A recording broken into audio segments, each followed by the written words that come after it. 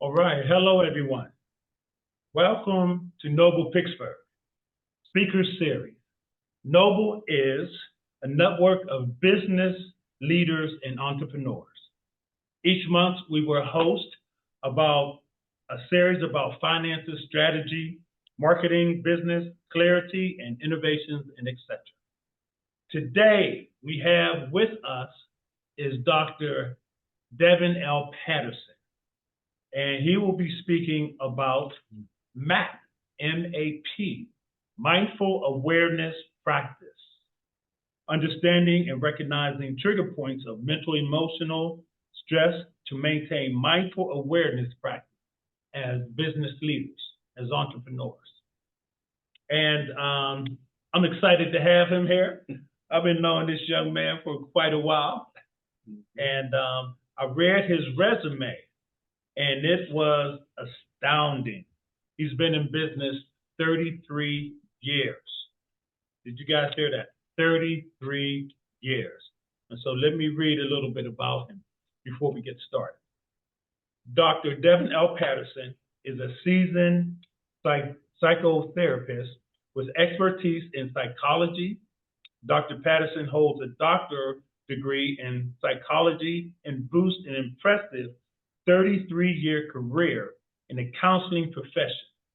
Over the last 33 years, Dr. Patterson has held various positions in counseling profession and is currently serving as department head of the counseling department at Community College of Allegheny County, CCAC Voice Campus in Monroeville. Dr. Patterson played a pivotal role in developing a mentoring and networking program for African American males at CCAC.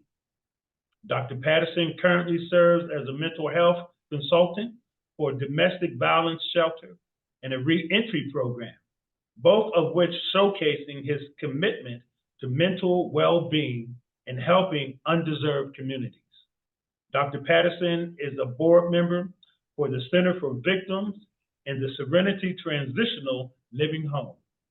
Dr. Patterson is also working as a committee member on the national initiative, Brother, You're on My Mind. BYOMM is a national committee aimed at raising mental health awareness among African American males. Finally, Dr. Patterson volunteers time mentoring students aspiring to license their therapists from 3 local universities.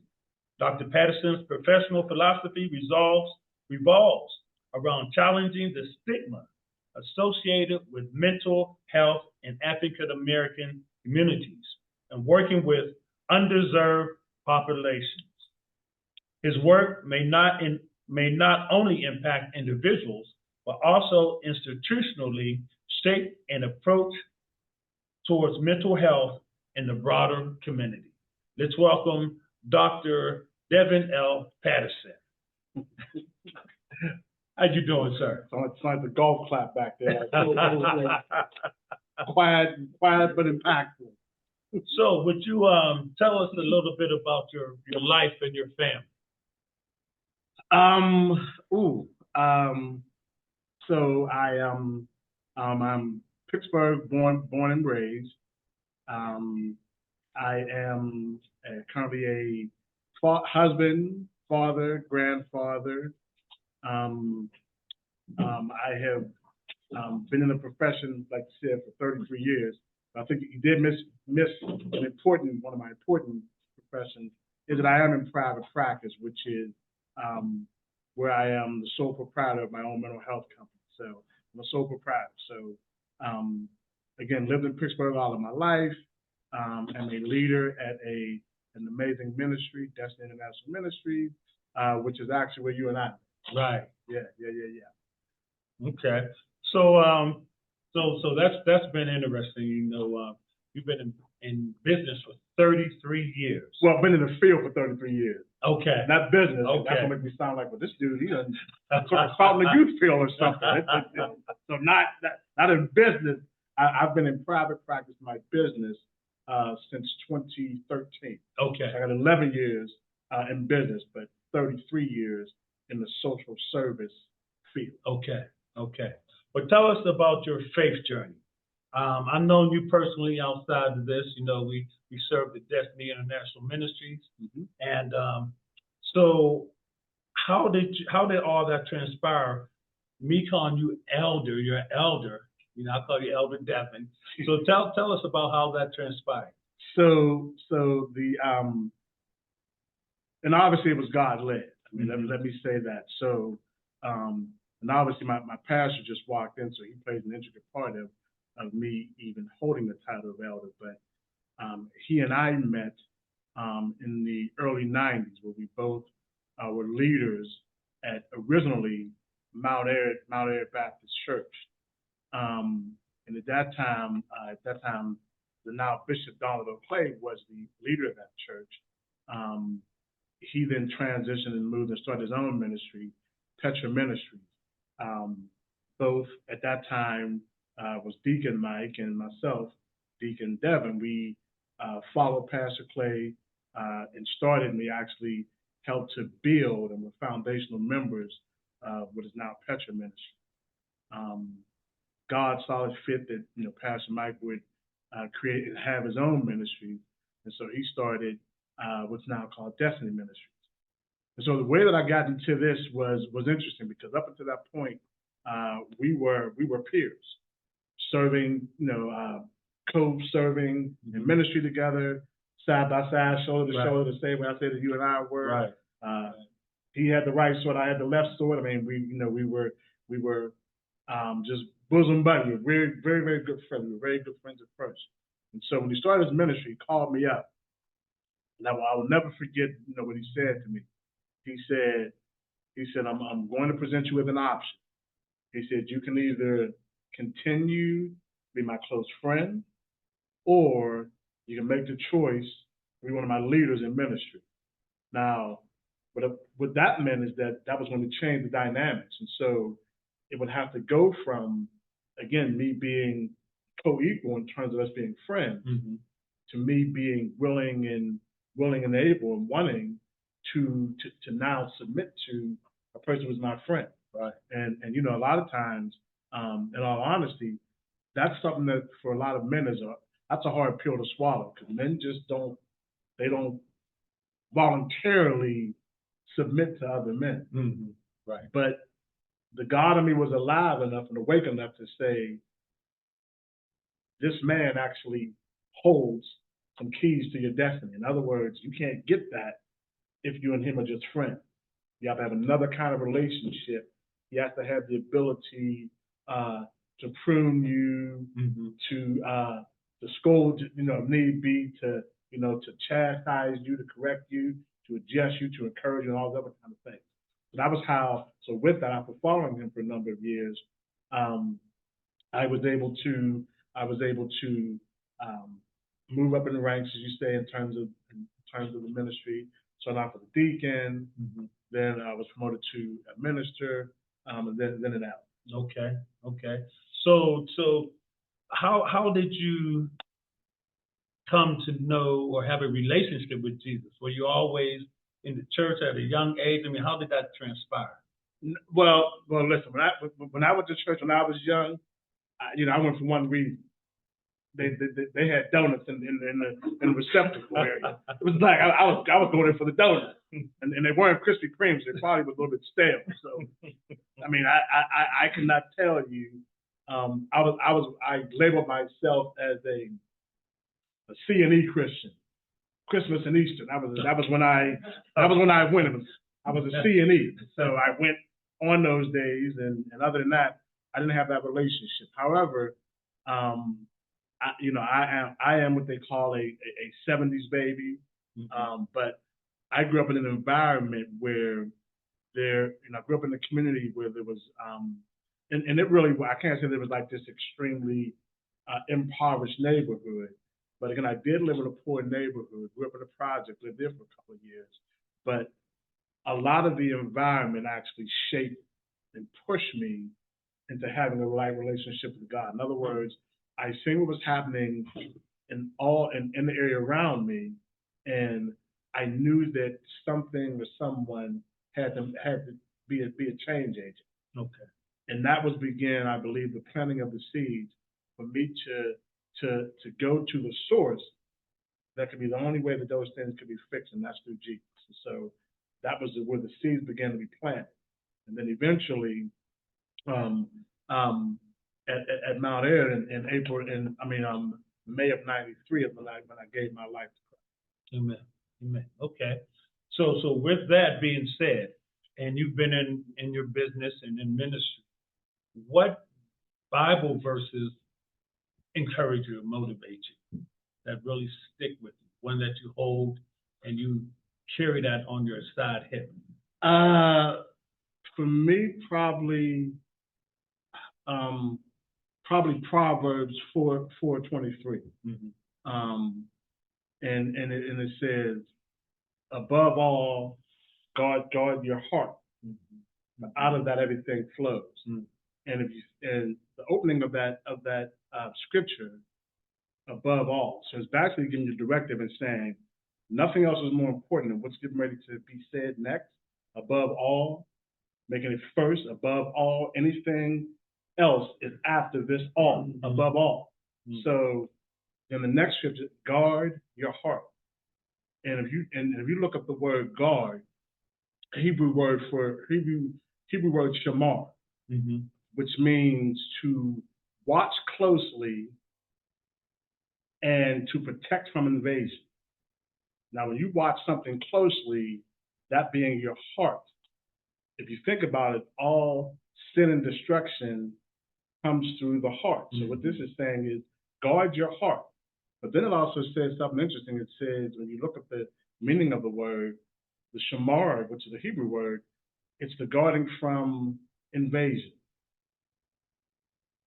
A lot of people will die to sicknesses and illnesses because something foreign has invaded their body. Right.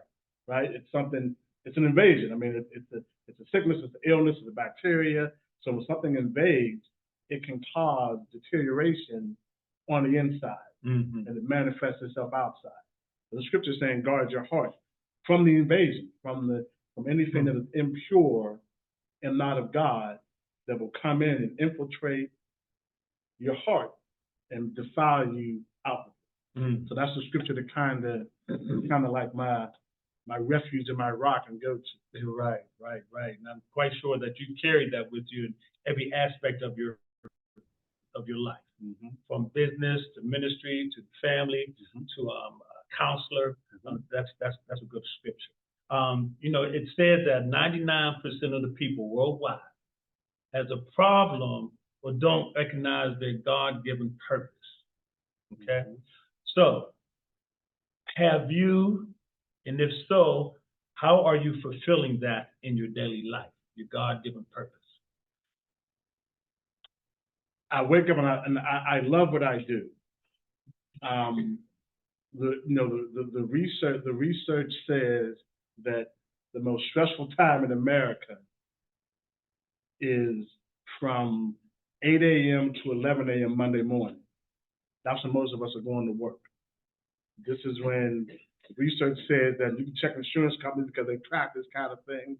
This is when a lot of heart attacks occur, and that anxiety and stress begins for some people Sunday night when they're up thinking, oh my God, I have to go into that place tomorrow. So I'm not that person. So how am I fulfilling it? Is because when I go to bed anticipating and wanting to get up the next day to do what I know that I've been called to do. I have to sometimes watch myself. My wife is good at keeping me in check, because I sometimes will sometimes not know when to say no. It's one of the areas where I know that I struggle in that. I just have that problem saying no, because I always want to help. I always want to be there. I don't want to miss an opportunity. But at some point, I have to motivate and condition myself to know when to turn things off and to stop. So how am I fulfilling it? I mean, it's getting up every day, doing exactly and being happy with what I'm doing. Because again, most of us, there's a lot that I can do, but there's only one thing that I enjoy doing. Right. I can do a whole lot. Right. You know, that's one of the things that I have a struggle with is saying yes to everything. Yeah, I know. And then I know. and then I feel that stress. You know,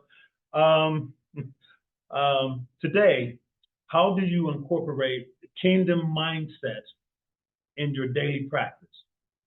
You know, that can be a compromising situation in today's society.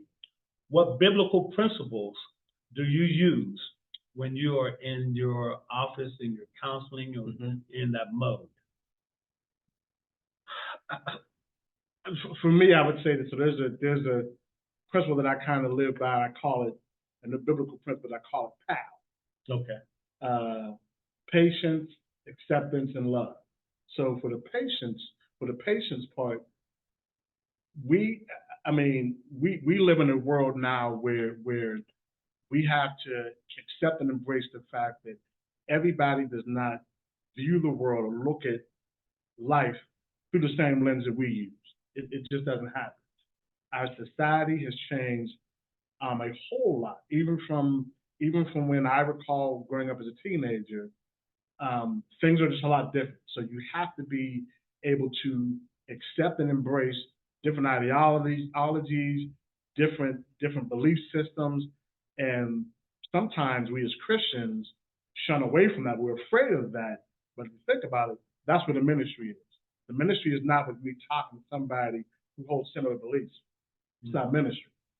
The ministry is me talking to somebody who has categorical, religious, whatever you want to call it, who's the total opposite of what I may believe. That's what those are the people that a lot of times Christians are, for lack of a better way, not as comfortable in having those conversations with. And when that happens, those are people that we end up losing, in my opinion. And so that power part is the patience. I have to be able to meet that individual where they're at. Have to. And listen, for a season, I may have to accept them in the condition that they're in. Okay. The Bible is very clear. It said that Jesus traveled with sinners. These wasn't all people who were perfect. They were people who came with imperfection. They came with shortcomings. They were sinners. And tax collectors and politicians. These were just not so good people back in the days of Jesus. And so that means that for a season, I may have to accept them where they are, and knowing that I am not compromising what I believe, but it's really showing them maybe support in areas where they probably are not used to getting it. Because a lot of people are used to the church a lot of times being judgmental, being confrontational, turning a back on or cold shoulder towards, us rejecting the very people that Jesus told us to go out and seek. And sometimes we're not willing to go and grab them, and we allow them to be. And the final part is to love them. It continues to be a fact that when they look at what is the reason that motivates people to want to take their lives or commit suicide, and if we look now, that's on the rise, especially amongst young people. It's highest among like people under the age of 14. So we have a segment of people who are committing suicide. I think 10-year-olds is one of the fastest growing populations of people that commit suicide. 10-year-olds. Think about that. 10-year-olds, I think you're only in like, what is that, 3rd or 4th grade? I don't know, something in that area. Because so they're committing suicide, and so what we have to do is to be able to put ourselves in a position to expand our nets, to catch these people who we know that are out there that are lost. We have to be willing to do that. We got to love them. Wow, that's great. That's great, man. The next question I have for you: were there moments that you had some roadblocks? Sometimes some things of discouragement. If so, what were the motivating factors to keep you pushing forward towards your dreams? Was there things that tried to hold you and you said, no, I can't do this, I don't want to do this, or you pushed through it? What was the motivating factors? So for me, I am, in many senses, an anomaly in that there are not a lot of African American males who are in the profession that I'm in the helping profession, the counseling profession. Even right now, if you were to say, because you can say, well, I want to choose the mental health therapist. You can choose the gender, you can choose the race, you can choose religious affiliation, you can choose all of those things. You have that option now. If you were to go and try to click, so you may start off saying, I want a therapist. And I'll just use for numbers' sake to make it easy. You may see 100 names on that list. And then if you get very specific and you say, okay, well, I want to choose a Christian. No, the list is going to shrink. I'm going to choose a male. The list is going to shrink. Once you hit African American, you're going to get all kind of warning signs and buzzers because it's going to be like, wait, default, we don't even have. The list goes from long to very short. It really does. I probably get maybe 5 to 10 calls every week of people requesting, specifically saying, I'm looking for a black male therapist. Because there's not a lot of them. There's not a lot of them. I don't think I'm special in that regard, but what I'm saying is that some of the roadblocks that I've had to face is that it was harder for me to get credentialed. So what happens is if you're a licensed therapist, you have to go through what's called a credentialing process. You apply to do what they call third-party billing to be credentialed. If somebody has Highmark, UPMC, Aetna, Cigna, you have to ask to join their network, like a job application. They look you over. And so initially, I probably got rejected a lot the first time out. Well, we don't need black male. They didn't say it, but I know that was the message. They need black male therapy.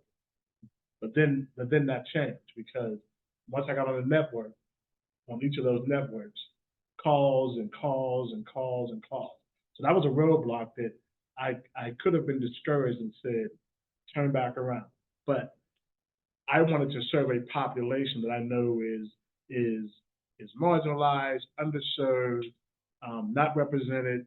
And so I had to push past that so that I could do and follow through with the mission I know that God sent me on, which is to be a voice for the voiceless, to stand up and speak up for people who may not have the opportunity to get what I know that they need.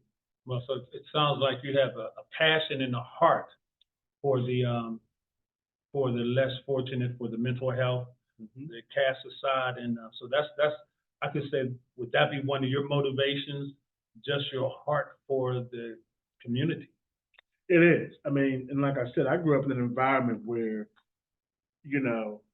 and there's no mystery. We all know that at least in the African American community, especially in my time, my generation, we never talked a lot about mental health services. And so I would look at my community and see people who were struggling with mental health issues, with addiction, with poverty, all of these things, but nobody was talking about getting help. Nobody was receiving help.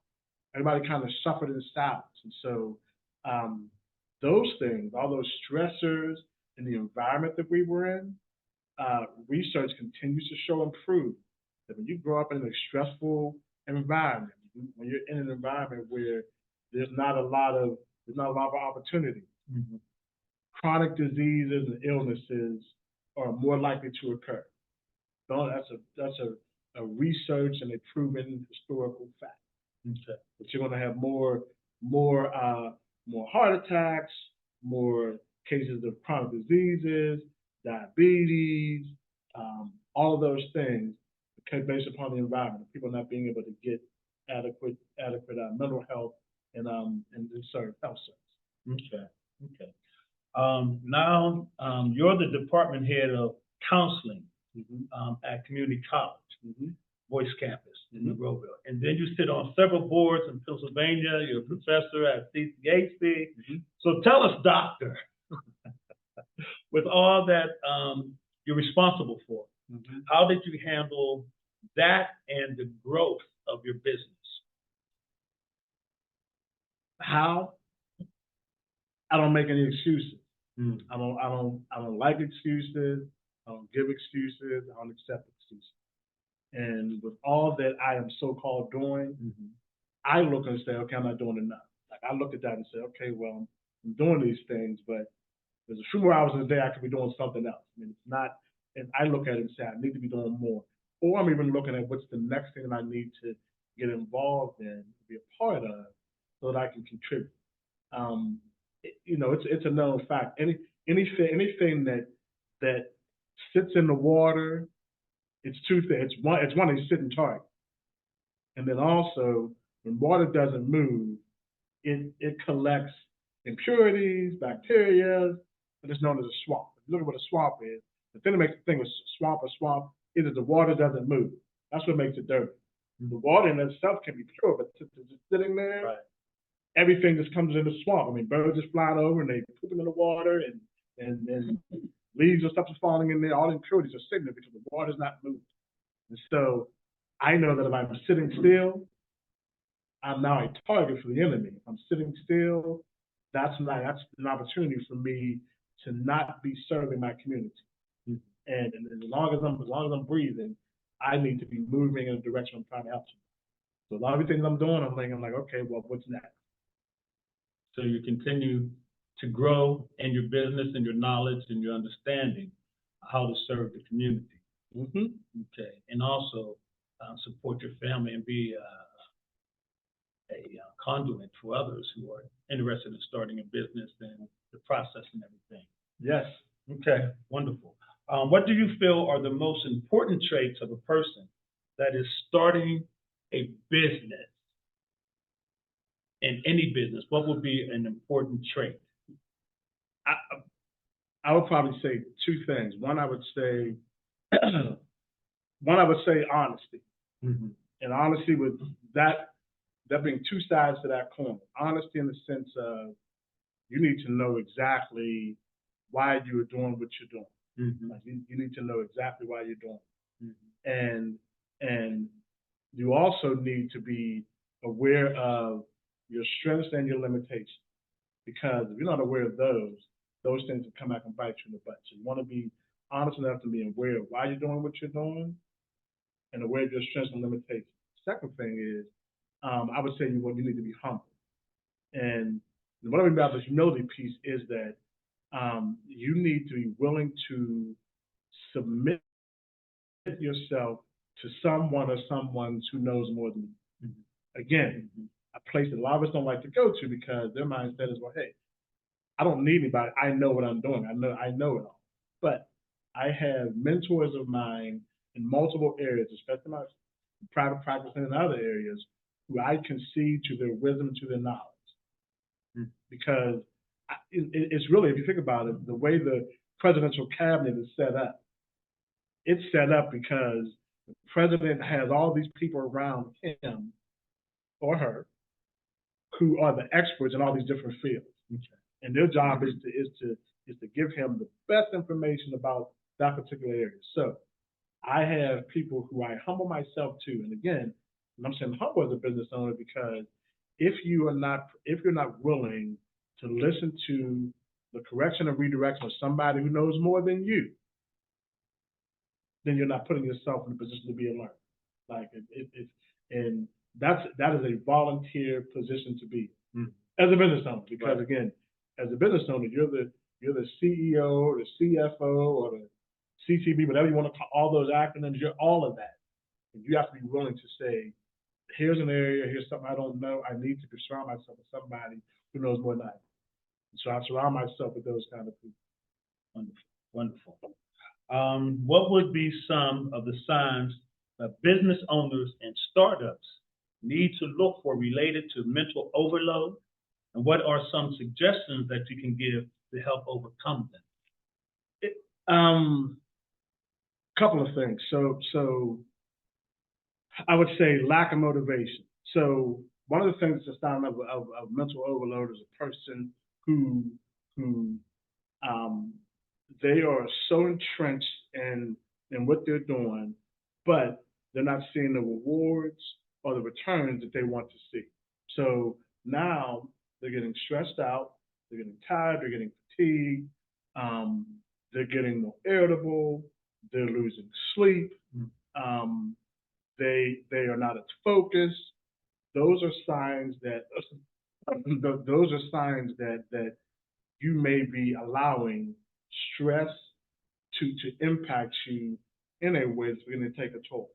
Like I did a presentation last night, and I was talking about how the way this stress kind of works is that it may be one little thing that happens, and if you don't address that thing and deal with that thing, now another piece of stressor comes on. So one, it could be, if you're a business owner, it may be I need to get my taxes in order. Okay, that's a stressor. I'm having problems getting finance or getting support. That's another stressor. So every time a stressor occurs, it's like a buildup. It's a buildup. It's a buildup. It's a buildup. And so the mistake that a lot of us will make is that we don't take the time to not only either address it from the very beginning, or even being able to know when to leave it alone or back away from it. A couple things that we should always be able to do. You have to be on guard for what I call low yield activity. Low yield activity is this. Now I can guarantee you, I haven't checked the room, but I can guarantee you, somebody who's sitting here right now has probably at one point in time checked their phone. Pull it out and check their phone, whether social media, whether it's a text message, or whatever the case may be. Social media and things like that, those are what I call low yield activity, because they a lot of times will pull our attention away from what we need to be focusing on. And it's contrary to what many of us may think. This much I can guarantee. It is psychologically and physiologically impossible to do two things at once. It cannot happen. Try it out. You can try it out if you want to. You're going to be in a car accident. You're going to be, have you ever been with somebody and you sitting there, you talking to, and they got their phone and you're talking to them, and they texted, and then you done said something, and they said, yeah, I agree. I don't think you heard what I just said. You asked them, what did I just say? They can't pay, and again, the mind is not able to focus on two things at once. Right. And so what I'm saying is that when stressors come into our lives, if that becomes our focal point, because the way the mind works is that when our bodies and minds view threat, it automatically assembles and prepares itself to fight. And so while you're over here fighting, the enemy can easily be coming through the back door, trying to creep in and make an entry and invade that heart. Because you're over here fighting something that you shouldn't even been fighting for. So you have to know, even as it relates to opening up a business, knowing when to pull yourself away from even everything that comes with opening up a business. And that's taking time for yourself. You have to do that. And I'm not being sexist in this, but men struggle with that a lot. Like men, the research about that, men struggle with that a lot, being able to separate themselves from their work. We struggle with that. Another thing I would encourage you to do is to be present. You can physically be someplace and still not be present in that moment. We all do it because there's so many distractions going on. So it would be good for us to get in practice, to set aside those distractions, the phone, and concentrate on the business. Make a list, prioritize it, concentrate and focus. So that way we can be mentally prepared for whatever may come. Okay, good stuff. Good stuff. I have a few more questions for you, then I'm going to open up for questions and answers. Okay. Have you ever experienced any major declines or growth spurts in your business? If so, what was the cause? Not necessarily. Well, so when I first got into practice, it used to be like ebb and flow. So it'd be like up and down. So I would have seasons where I might have and again, for numbers' sake, I'll say maybe 5 clients, and then at times I may have 10 clients. And that was like the flow. Mm-hmm. But once COVID hit, that all changed. Right. So the mental health profession, I know for me personally, my referrals and requests for services increased by 300% once COVID hit. Yeah, I kind of plugged the numbers, 300% once COVID hit. And it wasn't that I came up with some brand new techniques and was this super therapist or whatever. Mm-hmm. It's because the demand had gone through the roof expeditiously because of COVID. Mm-hmm. And that was because, not for the first time, but for all of those months, people were forced yes. to spend time with I don't want to say regrettably, with their family more than they were accustomed to. People was getting up and said, "You still here? Well, I can't go anywhere. We're on lockdown." Now, a couple more interesting things happened. I don't remember the numbers, but again, I had it in my head a couple of years ago. But there is again, just say for numbers' sake, but I don't remember the number. I know it doubled. Let's just say, typically, on average, the divorce rate in the United States with people who've been married less than 5 years, let's say it's like 30%, hypothetically speaking. During COVID, it went from 30 to almost 60%. So even the divorce rate increased because there's a typical number where about a certain amount of years, these are many people get divorced, and it was based upon a bunch of different things. But once COVID hit, the divorce rates almost doubled because the only thing that was different now was because he wasn't leaving for work and neither was she. Right. Right. And for the first time, they said, "I do." Now they was having to say, "I have to sit here and talk to you." Like it was incredible. So during that time, and so since then, I have had like I said, probably about an ebb and flow in my early years of my practice. But since COVID, I have had a steady influx. And now, even currently right now, I continue to have a 3 to 6 month waiting list for people seeking services. And that's not just me. That's any therapist. If you right now pick up a phone and said you want to request mental health services, that's for a therapist, I can almost guarantee you're going to be on a waiting list for at least a couple of months. And this is across the board. Mm-hmm. And then also something else that occurred that was not the norm. So prior to COVID, in order to do what's called telehealth, or doing mental health services on your Zoom meeting or whatever, prior to COVID, you had to have a special certification, take a special class in order to do that. I didn't want to spend the money, so I didn't take the class. I didn't have to. All of my clients were face-to-face. Mm-hmm. Once COVID hit, because anybody that's in the counseling profession, we fall under the jurisdiction of APA and ACA, which is the American Psychological Association, the American Counseling Association. In our rules and our guidelines and ethical practices, I am not allowed to what they call abandon a client. So let's say you were a client of mine. Mm-hmm. COVID now hits. You can't come and see me. I can't leave you out there per se, ethically. Can't leave you out there because you may hurt or harm yourself. So I have to provide you with services.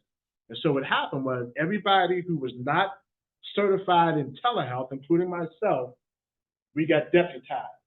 They basically said, okay, now you have to provide that for your clients because they can't come into your office. I caught COVID in my office. Mm-hmm. Somebody gave that to me. I'm not going to say who because they're in the room. But anyway, so they now said you are not allowed to provide. You have to provide telehealth services. And after that, that kind of opened the door for there being more opportunities to receive mental health services. And that's why the demand has gone up in addition to us having to be around each other. So you've grown, and now you have your clients on the waiting list. Yeah. So I'm in the process of doing some things so that I can hire some therapists to now work under me. Because again, there's people who are on these waiting lists. That means they're not being served for however many months they're on the waiting list. So Right. I'm looking at trying to position myself to be able to hire people so that I am able to provide those services to people who need it. Okay, so you had to do a pivot when COVID hit. Yeah, and which was a good pivot. It was a good pivot. It definitely was a good pivot. Right. Got to keep some people from getting divorced. Yeah. Okay. So the next question I have for you, as a business owner, what do you know now that you wish you knew before you started your business?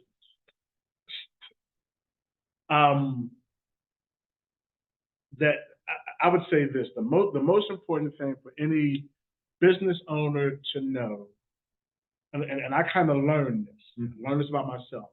The most important thing that any business owner should know, they should know themselves. They should know, what are my vulnerabilities, what are my weak points, where are my weaknesses. Now, why do I say that? All of us have been given a God-given talent, right? A gift. Your talent and your gift will take you where you need to be, but it's your character that's going to keep you. You can look at that in any industry. In church, athletics, musicians, their talents and their skills will get them to the highest pinnacles of their career, which is great, but it won't keep them there. It's their character. So you need to be well aware of, what are my blind spots? What are my weaknesses? Where am I vulnerable? What areas can and will the enemy attack? I know mine, because knowing my weaknesses is a lot more beneficial to me than knowing my strengths. You know what I mean? Like, I'm a chess player, and I learn more from losing a game than winning a game. Right. The winning builds my confidence, and to the point I may be overconfident. But the losing, it humbles me, but it also causes me to be self-reflective and to learn, what did I do wrong, or what did I miss? Where was I vulnerable? Where did I allow myself to be open up and weak? I play chess with my son every day, Jarrell, and now he's whooping me. And so that's some humble pie you got to swallow. Yeah. So while you was down there with your feet kicked up on the coke, he was upstairs staring at that board like, that's where I lost the game. Exactly. So he exactly. Yeah. So I got one more question, and then we're going to open up for questions and answers.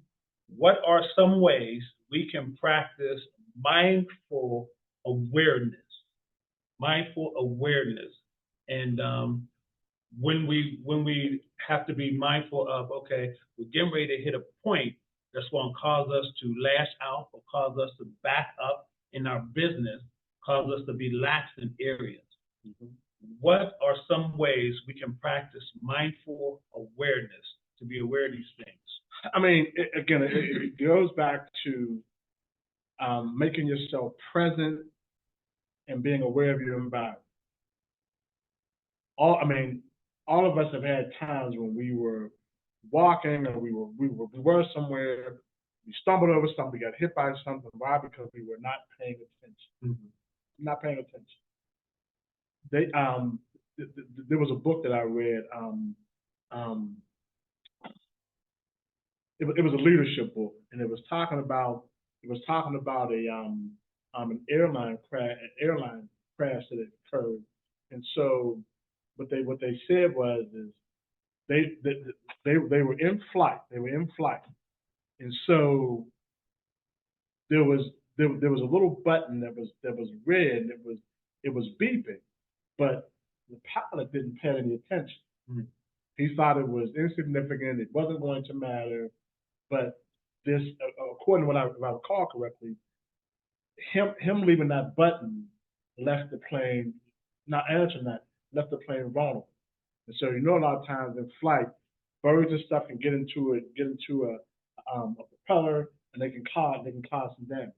Him hitting that button would have prevented that from happening. But since he ignored it, and from what I understand, it wasn't even a big bird, it was something small, and it wasn't even a bird. It was something that I forgot what it was. It was some sort of object flying in the air, and it happened to get inside the propeller. But it was enough to cause this huge plane to go crashing down.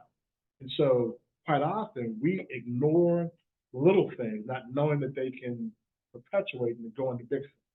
So that means being very aware of your environment at all times, almost being hyper vigilant. Okay? Then also just to being the self-reflective. Us being able to look at and examine ourselves is so vitally important. So going back to what I was saying, understanding and knowing your vulnerabilities, your strengths and weaknesses, but also, just to being present, also knowing when to be absent.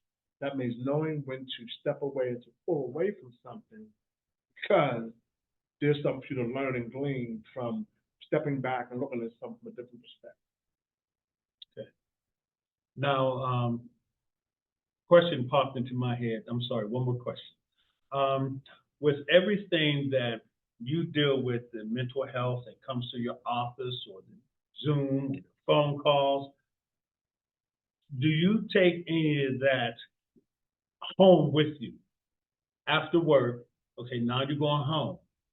How do you separate from the job and then family life? It's definitely one of the areas where I struggle, in all honesty, because the nature of what I do. A lot of people who have just a regular 9 to 5, you can kind of leave the office and basically the obligations and responsibilities within that office are pretty much done. But since I have individuals who are living lives even when they leave out of my office, I've gotten calls from clients who were in distressing situations. I had a client of mine who at one point in time, she was texting me in the midst of her paramour or partner abusing her. Like she's texting me, and I remember him. What she ended up telling me was that he smacked the phone out of her hand, and all of a sudden she went from texting me to not texting me. So I do it when I'm consciously aware that I got to watch that. And I attempt to do it, but a lot of times for me, it's not always easily as available as the people in other professions. But I do it. My wife gets on me about it all the time because I sometimes can get engrossed in my job. I love it so much that I want to be involved. I want to be helping, but at the same point, I can be losing precious time with wife, kids, and grandkids. So I got to be very, very. And again, it's about just being self-reflective and cognizant and aware. So I try to turn it off, but it doesn't always work. Right. Okay. Well, I want to thank you, sir, for providing us with some very awesome information that will help us as business owners, as leaders. So I'm going to open up this. Yes. Thank you, Dr. Patterson. So I'm going to open up for questions from everyone in the audience, from those here on the Zoom call. And I want to recognize Chaz, one of the founders of Noble out of Columbus, and Jeff there. So anyone have any questions? Chaz. Yes, Doctor. Thank you so much for sharing. That was great. One thing I'd like to ask you is, obviously we heard about some of the negatives during COVID, right? The increases in so many things. What did some people do right that we learned from in a situation like that? What did some people continue to do or did anew, those kind of things that they did right? And how can those, right things even be applied to today to make things even better? So great question. A few right things did occur. Also, what happened was people And to me, the best thing that you can do to reduce stress, anxiety, all those kind of things. So also, one of the things that we did right was people started taking care of themselves more during COVID.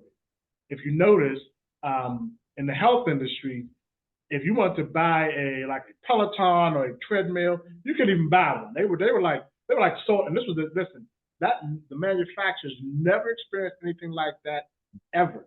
They never would. I mean, they sell on Barbies, not treadmills, because you know what happened. Treadmills turned into a coat hanger. That's right. They're refurbished coat hangers. So a couple of things we did do right is that since people were home, they were forced to take care of themselves more.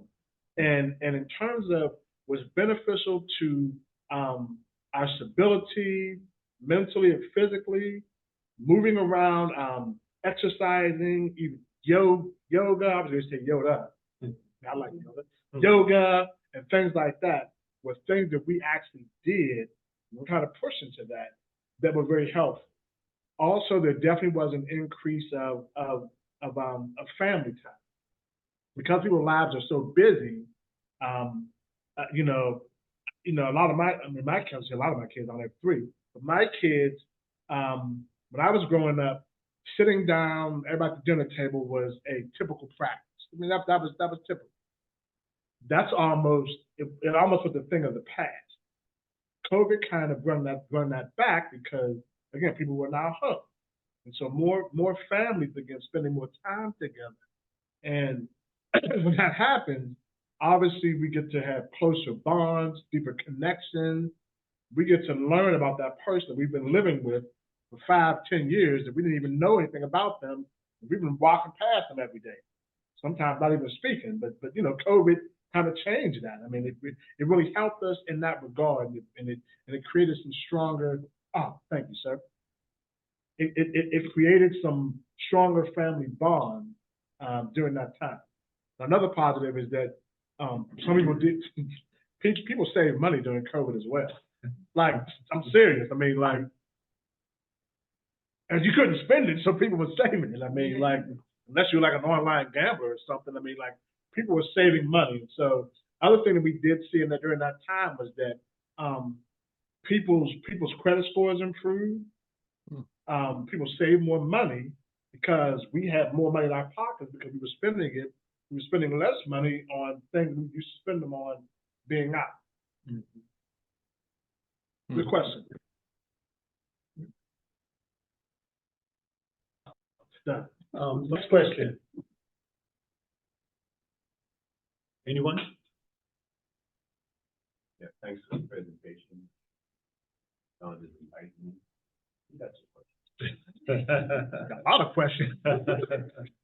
We were talking about people that are different. Terms of acceptance. I would put down the difference between acceptance and tolerance. So it's actually pretty quite simple. When somebody tolerates something, they're normally forced to do so. Acceptance is a person's is more of a willingness to do so. Tolerance is you having to do something. I mean, you being forced to agree to something, to have something, whether you like it or not. I didn't like when gas went to 4, almost 5. But guess what? I had to tolerate. I had to tolerate. Now, a more positive experience would have been me to just accept it as it is and not be mad about it. But tolerating it was me doing it with an indifference, not liking it, but still doing it because I had to. So at that point when tolerance becomes acceptance because you have no choice. Well, again, I mean, it's all in the mindset. So let me ask you this. The Bible talks about a cheerful giver. If my wife makes me give $50, I'm giving it regardless. Now, was that a cheerful giver, or was I being forced to do so? I still gave the money. Yeah, but I think we had a choice. chose to. No, we're just saying that I did. Well, I didn't have a choice because guess what? I didn't feel like driving home with my wife being upset at me. So I don't think I had a choice. But in that, am I a cheerful giver or am I giving grudgingly, as the Bible says? Depends on the name. Explain. Well, you could decide to realize that she may have, as you had mentioned earlier, that some people that you've been involved with are people you look up to. So at some point, your wife will tell you some things that you may not want to do, but you know she's right. So therefore, you give into it. Well, and sometimes, like I said, sometimes you have to. I mean, think about our kids. They don't, when they're at a certain age, they don't have a lot. They don't have a vote. They ain't paying no bills, so they don't have an opinion. They have to do what they are instructed to do. They may not like it. They don't agree with it. They roll in their eyes. They stomp in their feet. But it's time to go to bed. And they have to do so. And they have to tolerate that for as long as they're living under my roof. They have to tolerate my rule. That becomes questions now. Well, but if you as a means to survive, we do oftentimes make accommodations, make those tolerances because it's helping us to meet a certain agenda or goal. Okay. Was that it? We had a lot written on that. That was the only question. Well, he's moving along. We're going to give someone else a chance to ask this question. They don't want you to dominate the question. Anyone else? Anyone on the Zoom call have a question? I will. Yes, ma'am. Hello. Can you tell us a little bit about your step 2 opening up your practice? That's the accreditation part? How did you know that? Okay, great question. Like I said earlier, before I even went into practice, I knew that I wanted to serve this population. So just going way back, I'm not going to give all the details, but I'm going to give like an overview. So how did I know what I wanted to do? So when I was a senior in college, okay, December 15th, 1990, my father committed suicide. So my father at that point became, according to national statistics, a Vietnam veteran, or veterans commit suicide, 26 or 27 veterans every day. My father became one of those statistics on that day, December 15th. That was the thing that kind of pushed me and catapulted me into this profession. That was when I knew that I wanted to do this. And at the time, I really was just trying to find answers. I wanted to know why or what was going on inside of his mind that caused that made him believe that he had no reason to live. That was the reason why I knew that I wanted to get into this profession. After graduating college, I myself and my pastor who's sitting to your right, we worked at Schumann Juvenile Detention Center. And at that time, in the early 90s, this is when the influx of gang activity was at an apex. It was interesting at that time. The Mayor Sophie Maslov, I remember her coming on TV saying, Pittsburgh doesn't have a gang problem. Boy, was she wrong. She said that at the time, Sophie Maslov. And so myself and my parents, we worked at Schumann Center. And so while being there, we were being in the presence of all these individuals who had done some horrific things. We were working with individuals who were murderers. They were up there for homicides. And I wanted to approach and help them from a different angle. I knew that the position that I was in, I was, somebody that we know used to call it glorified babysitter. But I knew that I was not going to be able to do anything, make any sort of long-lasting change in their mindset from the position that I was in. So at that point, I started working towards having a career where I could do more to help them on the mental health side. Then I went to a domestic violence shelter where I worked for 4 years. After that, I went to in-home service agencies, and then after that point, I was able to. So I went back to graduate school, got my master's, took all the necessary testing, studied, and all that other kind of thing, and then began the process of opening up my own business. Best thing I've ever done. Any other questions? I have a question. Yes. All right, so what are some things that you can look for, like physically or mentally, to know that you are stressed, especially if you're a person who is used to living in survival mode, or stressing is normal, and so it's your everyday thing. So what are some things we can look for? And I know it's different for everyone. That can kind of let us know, hey, you are stressed. Okay, so a lot of times we'll have to deal with what I call the bouncing mindset. So if you're one of those people who you go from one problem to the next, like you go from, I got this problem, you go think about it, you don't think about it, you don't think about it, you don't worry about it. And it's interesting, the Bible is very clear. The Bible tells us, in Matthew, it says, don't worry about tomorrow, tomorrow will take care of itself. It's Bible says, Matthew. Philippians says, what does it say? What does Philippians say? It talks about what about tomorrow? It's escaping. There's another scripture talking about not stressing over things.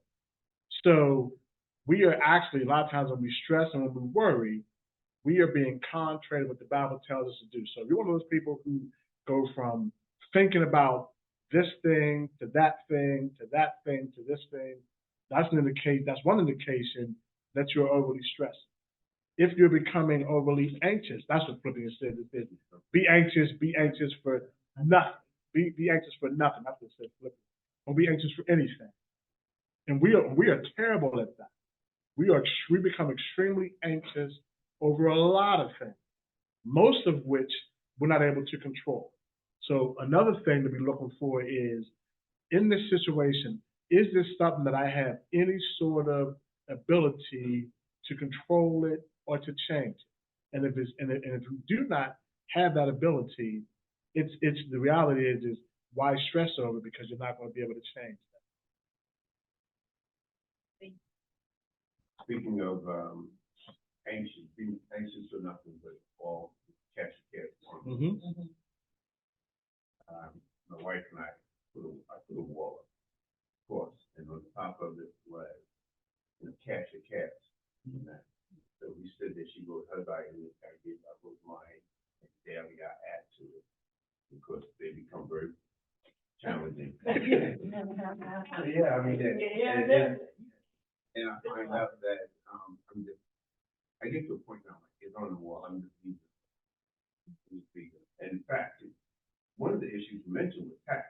So I'm talking about, from my experience in the last few years, I've been in the Middle East 15 years, coming back and realizing how the tax system works, got all about it, finding out that. So I prayed about it, called the IRS up, around and around and around. Oh, yeah. I get to one fella, and he said, he gave me some serious information, found out that I had money sitting in the IRS. They mailed me information and never got to me. Of course, the Middle Lake State, they don't have post office, they have PO boxes, and they can't things up. And I said, man, you really helped me. I just thank God. He said, well, I get up in the morning, I pray that I can help somebody. So I'm looking at how I put things aside, and how Lord said, I got this plan, and how it worked out so smoothly. So, example, just catching my cat. And I like that. And the Bible also talks about, like, for those of us that, when you work, the Bible talks about in Matthew, come unto me, all you that labor, and I will give you what? Rest. We have a problem with doing that, resting. Like, again, our bodies were not meant to be on call, on the go, 24/7. If God saw the appropriateness in resting. In the book of Genesis, he rested. If he can rest, why wouldn't we? And he even says, "Come unto me, all you that labor, and I will give you rest unto your soul. Take my yoke, for I am, I will be all that you need to be. I'm meek and humble at heart." It goes on, but he tells us to rest. And so another part of you saying, how do I know that I'm not? How do I know when I'm anxious? Is when you are restless as well, and you need to calm yourself and to be able to rest so that you can rejuvenate. He gave us a day to rest. Yeah. Yes, he did. Yeah. And in fact, I shouldn't be here because I got too much. Yeah. But the thing is, he actually gave Israel, even the man was supposed to back. Mm-hmm. Every 6 years, you give it 7 years. Of course, Israel didn't do that. They went into captivity before. And when we look at that, what will our captivity be if we don't rest? Sickness in the life. That's right. Yeah. All right. Any other questions? No? Emotional intelligence. Do you use emotional intelligence in your relationship with people? Yeah. Say it again. And how do you use emotional intelligence? And in fact, for those who don't know, share. I know emotional. I mean, I forgot the different, and I do use it, but I forgot the names of all the different things. I mean, but I do as a pragmatician, I do. I forgot all the different things in emotional intelligence, but yeah. Okay. Well, this has been a treat for me to have my brother here and have you all join us for this Noble Pittsburgh Speaker Series. And I'd like to thank Columbus, Ohio for assisting us and giving us some lead information to get this started. And next month, we're looking to have another session, either on the fourth Wednesday or the last Saturday. And so we'll have information up about that coming the next week. And so there's a few things that I want to say here. Noble, it helps entrepreneurs navigate the next steps and connect with the right people and resources to grow beyond whatever is holding them back in their business. Whether you are just looking to make your dreams a reality or if you are already in business, we here at Noble are excited about all the resources offered to you through our events. And Noble strives, this is what I love here. Noble strives to help entrepreneurs grow their businesses, develop leadership, and release it to the point of abundance so that their business can have a godly kingdom impact. That's a powerful statement right there. And that's the premise of what they were developed with. So Chaz and everyone at Columbus, I'd like to thank you. We are signing off, but also for more information though, guys, go to Noble Wisdom and you can connect there, Noble Wisdom, or go to the LinkedIn page or the Facebook page. Yes, that's the Wisdom Noble. You can find that on YouTube. Thank you everyone for coming and joining us. It was a blast. Thank you, Chaz, and everyone. Have a good evening. Thank you, Susan. Thank you. All right, guys. Take care.